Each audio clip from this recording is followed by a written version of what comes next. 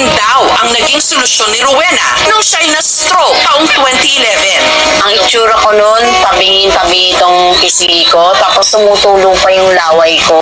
Mula dito sa Kamarin, Caloocan!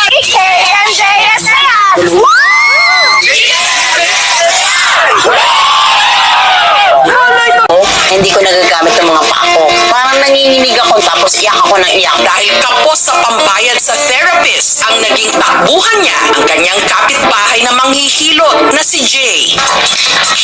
Pero hindi lang daw simpleng hilot ang ginagawa ni Jay, kundi nagpapalagutok din ng buto. Dami nun, 7-in-1. Pinagsama-sama ko na yan, ang Cairo, bone sitting, Thai massage, Thai stretching, Swedish, at ang hilot. Taong 2014 daw nung nagpahilot si Rowena kay Jay, ang nagsilbi nilang klinika tabing kalsada. At matapos lang daw ang 3 sessions, si Rowena mas naigalaw na raw ang paralisado niya noong katawan. Ano pa buti yung lagay ko, malaking tulong po yun. Kahit paano naka-recover ako.